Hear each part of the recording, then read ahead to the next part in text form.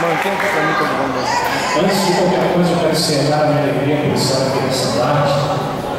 Louvar a Deus por essa rica oportunidade. Agradecer tanto o pastor João que nos está, a pastora Rosa está, juntamente com todos os pastores, obreiros que conseguiram essa obra. Eu quero agradecer por me confiar em soltar. Eu louvo a Deus. Eu quero também estar nesse momento apresentando a equipe que veio comigo lá do Mendanha. Eu sou pastor da roça. Vamos ser pastor da roça. O demônio do Mendanha, levante a mão aí, né, irmãos? Glória. Nós viemos para cá para estarmos cultuando e bendizendo o nome do Senhor. Glória a Deus! Meu nome é Alexandre. Eu já estou trabalhando no Mendanha, numa igrejinha, como a pastora Rosa falou de igrejinha. Eu estou na igrejinha. Fiquei 12 anos no campo missionário e depois o Senhor me botou para nós estarmos pastoreando agora. Já estamos 10 anos no Mendanha pastoreando. Isso é bênção, olha, maravilha, hein? E quero confessar para os santos que hoje pela manhã, dentro da correria que nós estamos orando, porque hoje, pastor, vamos sair daqui, vai sair eu e o pastor Rodrigo, nós vamos estar fazendo uma viagem para o Espírito Santo. E nessa correria de preparar para a viagem e tudo mais, houve uma preocupação no meu coração de trazer uma palavra para esse lugar, porque foi me concedida essa honra. E confesso para os irmãos que por mim, eu, Alexandre, falando, não precisava nem de falar mais nada. Todas as oportunidades aqui extraordinárias. Minha alma está aqui alimentada por Deus. Eu louvo a Deus. Todas elas, irmãos. Palavras aqui que me alimentaram verdadeiramente. Mas como eu orei, o Senhor colocou algo no meu coração, eu também não quero deixar de não passar o que Deus assim me revelou. E eu tenho certeza que Deus estará falando com algumas pessoas nesse lugar. Eu estava na minha casa e eu estava orando ao Senhor, estava pedindo a Deus uma palavra, e dentro dessa palavra o Senhor falou algo, falou um tema no meu coração. E eu tive a confirmação quando a pastora estava pregando aqui, eu mostrei para a nossa irmã. E o tema que o Senhor colocou no meu coração é esse: por que tantas provas? Até quando? Você pode olhar para a pessoa que está ao teu lado e falar assim: por que tantas provas? Até quando? Né, querido? Às vezes o crente passa por tantas provas na sua vida, passa por tantas lutas, tantas dificuldades, e muitas das vezes, apesar de nós procurarmos sermos fiéis a Deus, nós acabamos fazendo essa pergunta em algum momento na nossa vida: Senhor, até quando eu vou estar passando por isso? E eu tenho certeza que Deus me revelou, e eu creio que eu vou ter algumas respostas, não todas, mas algumas respostas para os irmãos que aqui estão. Eu queria convidar a amada igreja a abrir as vossas Bíblias na carta aos Tessalonicenses, segunda carta aos Tessalonicenses,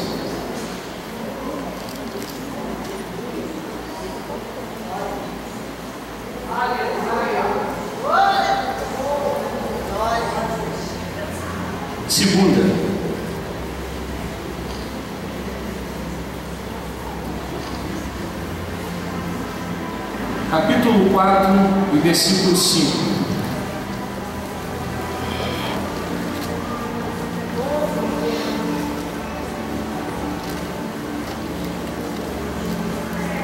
A minha tradução é um pouquinho diferente, porém o mesmo significado. Eu vou estar lendo, para que não haja dúvidas aqui, eu vou estar lendo primeiro, 2 Tessalonicenses, capítulo 1, verso 4 e verso 5. 2 Tessalonicenses, capítulo 1, verso 4 e 5.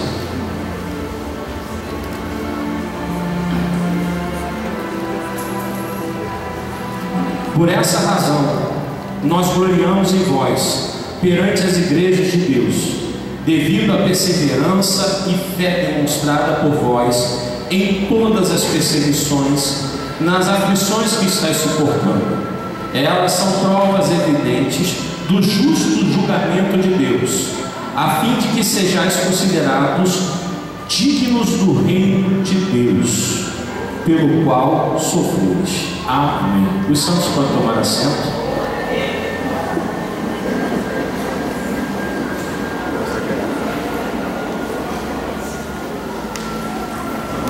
Eu quero aqui, antes de qualquer coisa, relembrar os irmãos uma matéria de escola bíblica dominical. Eu creio que o povo de Deus gosta de aprender, na verdade. Então vou trazer só a relembrar os santos. A carta aos Tessalonicenses, essa segunda carta, ela foi escrita com um objetivo. Escrito por Paulo para poder orientar mais sobre o arrebatamento, a segunda vinda, porque a primeira carta possivelmente criou no coração dos crentes de Tessalonicenses algumas dúvidas, alguns questionamentos. Então ele faz questão de escrever essa segunda carta e assiná-la, com a intenção de revelar e mostrar qual era o verdadeiro significado simplesmente da primeira. E quando nós falamos de arrebatamento, irmão, qual crente em Cristo Jesus, em algum momento da sua vida, já teve o desejo de estar com o Senhor? Às vezes um culto tão abençoado como esse, consagração, às vezes estamos sentados no nosso banco, colocamos a mão no nosso coração e ficamos almejando, desejando o dia que nós iremos encontrar com o Senhor. Todo crente salvo tem esse desejo no coração. Porém, Paulo ele começa a nos orientar e vai nos dando a explicação. Mas antes do arrebatamento, ele começa a nos trazer umas revelações profundas. E é dentro dessas revelações que eu quero estar falando, que as revelações que ele começa a nos mostrar acerca deste momento que nós vivemos, até o momento que nós iremos encontrar com o Senhor dos Ares. E esses momentos eles são marcados pelas lutas, pelas provas, pelas dificuldades, pelas aflições que nós passamos na nossa vida. Nós vemos aqui bem claramente quando a nossa pastora Rosa Nascimento ela começa a contar um pouco da sua história, os olhos nossos logo enchem de lágrimas, dá aquela vontade de chorar. E quantos crentes aqui, se você parar para poder conversar com eles, com tão pouco dele, ele tem uma história forte para contar de vida, de renúncia por causa do amor ao Senhor Jesus Cristo. Mas dentro disso, no verso 4, o que me chama a atenção foi algumas palavras que Paulo escreve para a igreja. Ele escreve bem claramente, ele fala sobre, no verso 4, ele começa falando sobre perseguição. E quando eu li essa palavra, perseguição, eu procurei entender o verdadeiro significado dela. A palavra perseguição no nosso Aurélio diz: ação ou comportamento da pessoa que age na intenção de perseguir, prejudicar ou coibir algo ou alguém. Então todos que passam por um momento de perseguição passam por isso. Ele passa por uma perseguição na sua vida que ele se sente muitas das vezes inibido. Ele se sente numa situação que ele, como se ele estivesse tendo que recuar para trás por causa das dificuldades que se levantam. E o apóstolo Paulo entendia muito bem de perseguição. Quando você começa a ler as epístolas paulinas, você vai vendo que ele fala claramente dos momentos de luta que ele passou, dos momentos de dificuldade por pregar o Evangelho. Ele simplesmente levantava-se para pregar o Evangelho e aquilo já era um tipo de perseguição contra ele. Eu me lembro aqui, irmãos, eu queria hoje, até mudando um pouco o estilo de mensagem, eu me lembro que no ano de 97 nós estávamos ali no cemitério de Irajá. De Irajá não, de Inhaúma, eu não sei se os irmãos... Inhaúma. Cemitério de Inhaúma, nós estávamos no cemitério de Inhaúma lá evangelizando, dia 2 de finados. Nós estávamos evangelizando na porta do cemitério e a única coisa que nós estávamos falando lá era de Jesus. Que Jesus salva, cura, liberta e batiza do Espírito Santo. Mas nada, só estávamos passando o dia todo pregando. Quando foi mais ou menos 3 horas da tarde, na hora de terminar o trabalho, e nós decidimos no nosso coração, juntamente com a liderança, de voltarmos para a nossa casa, e nós nos reunimos para poder orar na entrada dos cruzeiros, na entrada do cruzeiro, ali no local de oração, no local que nós ficamos ano a ano, estávamos em oração, decidimos orar para podermos regressar. Quando nós estávamos preparando para regressar para casa, uma das pessoas que estavam lá de um culto afro, ela se manifesta o contrário e começa a gritar na porta do cruzeiro e começa a dizer: vocês passaram a manhã toda atrapalhando o nosso trabalho. Nós não estávamos atrapalhando, só estávamos falando de Jesus, que Jesus salva, cura, liberta e batiza com o Espírito Santo e leva o homem para o céu.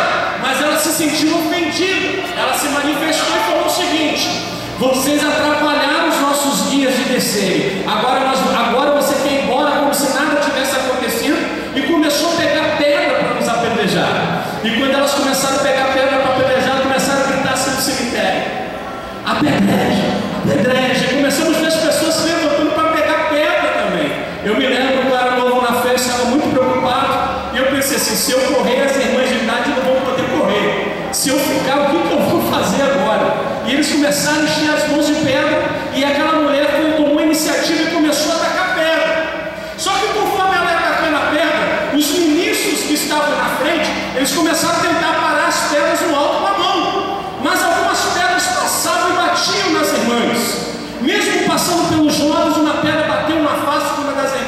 que estavam conosco, ficamos muito preocupados e começamos a ver aquela multidão se alvoroçar. E pensamos, vai acontecer alguma tragédia aqui se ninguém se intervir. Quando de repente, olha para a pessoa que está ao teu lado e fala, você sempre tem um quando na vida do crente, não é verdade? Quando de repente começou a vir crente correndo de tudo que era lugar, dependente das suas denominações, Batista, Nova Vida, e começaram a correr na nossa direção e se juntaram todo mundo no mesmo local que nós estávamos. E naquele lugar começaram a dizer assim, se for apedrejar vocês, também vai ter que apedrejar nós. E demos a mão e começamos a orar. E de repente, irmãos, para nosso espanto, o nosso ministro foi tomado de uma autoridade tão grande que começou a falar, se vocês nos apedrejam porque fazemos e falamos alguma coisa que seja mal para a vossa vida, pode nos apedrejar. Mas se falamos coisas boas, coisas de Deus, por que tentam nos apedrejar? E de repente as pessoas começaram a tubiar e lançar as suas pedras, e de repente veio uma pessoa de uma autoridade maior, porque aquela mulher agarra ela pelo braço, sacode ela e fala assim, por que vocês estão fazendo isso com crente? Deixa esses crentes em paz. E arrasta ela. E quando arrasta, nós estávamos já cheios do Espírito Santo, já tinha se livrado das pedradas, começamos a pregar mais ainda. E quando fizemos o apelo para o nosso espanto, as pessoas começaram a levantar as suas mãos, os que vieram para apedrejar começaram a levantar a mão e dobrar o joelho e reconhecer Jesus. E estávamos contentes, pensando que já estava tudo terminado, quando estávamos indo lá com o Senhor, estava com a perna tremendo. E eu falei assim, Senhor, que é Jesus? Ele falou assim, quero, mas eu quero contar algo que eu vi. Eu estava ali, a minha amiga estava fazendo uma oferenda, e quando eu vi o movimento, e eu corri para mim poder ver o que estava acontecendo, e quando eu vi ela lançando pedra na direção de vocês, eu via como duas mãos iam se abrindo na frente de você, e as asas iam se abrindo junto. As pedras que passavam por aquelas mãos e asas viravam pedra do outro lado. Eu não aguentei cair sentado e estou tremendo até agora.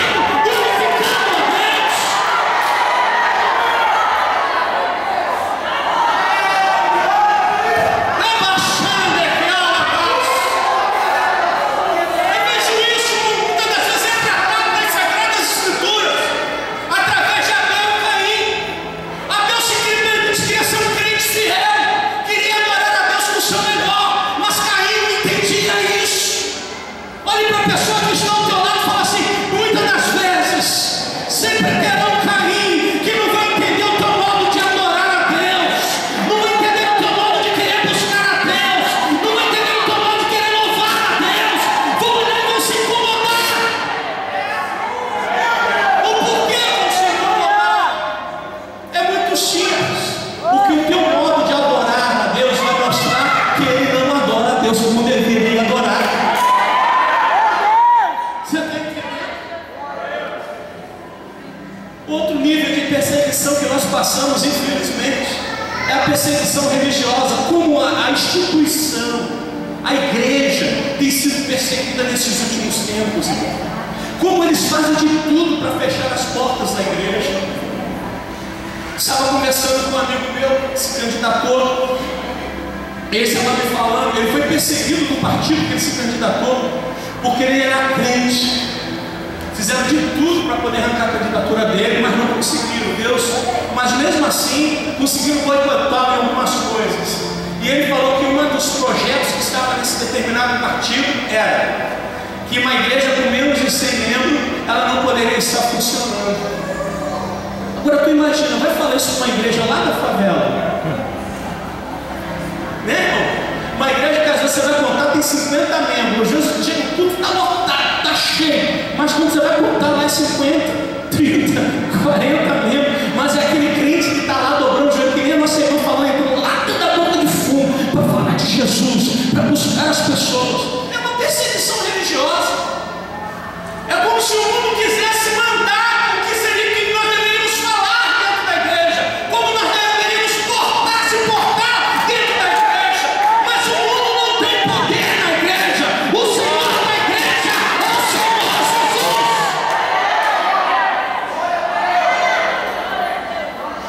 E eu perguntei: por que, Senhor? Por que isso? E o Senhor falou: é simplesmente porque a decisão nossa de fé, a nossa comunhão com a luz, com Jesus, revela a escuridão que eles vivem. Olha para a pessoa que está: sabe por que persegue a igreja? Porque a luz que há na igreja vai revelar a podridão desse grupo, irmãos.